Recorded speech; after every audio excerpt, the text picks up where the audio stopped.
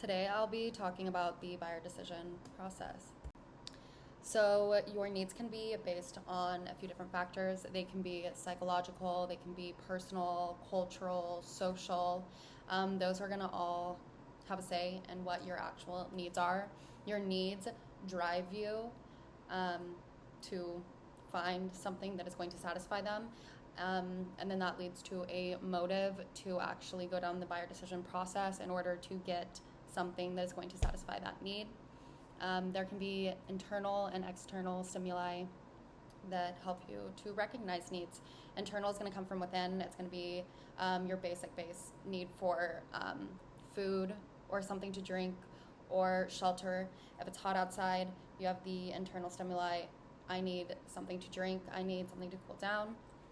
External stimuli, when you're outside, conversations, advertisements. You see a billboard along the freeway and it displays food and you realize that you're hungry and now you'd like to proceed down the buyer decision process to decide what exactly the product is that you are going to be buying. Conversations, hearing people speaking about something about the new car that they just got and you realize that your car is old, there are a lot of problems with it, and you have the need to buy a new car now. Those are all going to motivate a decision. So for the 5 stages, the first stage is going to be the need recognition.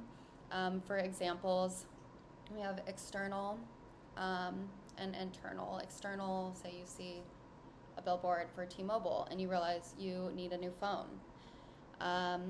Internal, you're working in the sun and it's really hot, you need a beverage. External, you're talking to coworkers, they tell you about this great new Thai place around the corner and you realize you're hungry. Those are all kind of, you start realizing that there is a need. So then next step, you're going to engage in information search.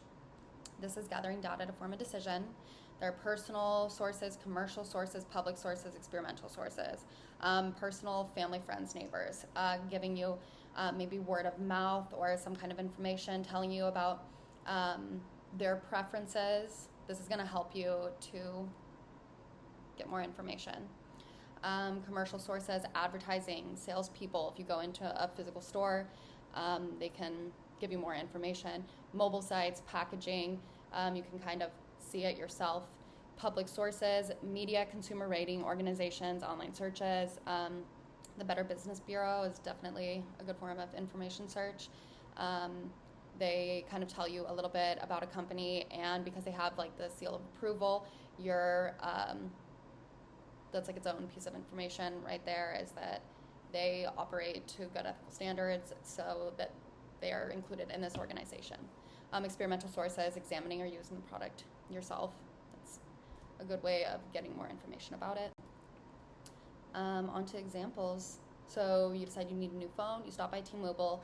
This is going to be a commercial source. You're going to talk to a sales representative about the product. Maybe you're looking at the Samsung Galaxy. So you go to T-Mobile to try to buy the phone there. Maybe you need a phone and a phone plan. Who are you going to go through? Internal experimental search, you're hot, you need a beverage. You remember from your own personal experience, you've had smart water before and you enjoy it. Commercial source or personal source for realizing that you're hungry. Commercial source, your coworker shows you a takeout menu for the restaurant, and personal source, she tells you why it's her new favorite place. Evaluation of alternatives. Are there similar products? What best fits your needs and wants? Attributes, a lot of times are going to be price, quality, accessibility, performance. Some things like on Amazon, when you look up products, there will be other products that you can kind of do almost like a comparative analysis, right? You're looking at, these are attributes of this specific product. Here are the reviews and the ratings. It'll show you the different prices. So it helps you to kind of, in one glance, see a bunch of different possible products that would satisfy your need so that you can decide which one is the best course of option. So for your phone, after talking to the representative, you go to a consumer reporting site, and this helps you to evaluate alternatives by showing the product comparisons, showing positive and negative feedback, the functions it has that really excel and where it falls short. For the drink in person comparison, you decide to just go to a grocery store. Which price point is the best fit for your needs, and what seems most appealing. Start reading the packages, looking at nutritional information, things like that. For food, you go to a social media site, you log on to Yelp and you look up the restaurant that your friend was talking about, and then also other restaurants in the area. You see the reviews of previous customers to decide which looks the best to you or which one you want to pursue. Purchase decision. It can be further narrowed by the attitude of others and unexpected situational forces. So if the opinion of people you value, you decide maybe you want to get a Samsung Galaxy, and the opinions of people you value, they think that it doesn't work well with other technology like computers or something, and that say it has little green messages. All right, so we all know people don't like little green messages. Maybe that's going to kind of help you to narrow your choice by knowing what people, the opinion you value, don't like. Unexpected situational forces, price drops. All of a sudden you get a notification that the item you're looking at is half off. It's definitely going to influence what choice you think you would rather go with. Economic changes, what you can afford, changing reviews. This happens a lot with cars. All of a sudden there'll be like recalls for cars because people are reviewing it and saying that some of the features in it just don't work, or there are safety issues. That's definitely going to have an influence on your decision. So your final purchase decision, after looking at all of the factors, after taking into account your needs, all of the information, the evaluation of alternatives, everything, for T-Mobile, you decided maybe the Samsung is not for you, but consumers do like the iPhone's functionality better, and you like all the color options. So you decide to go to Apple and to get an iPhone through them.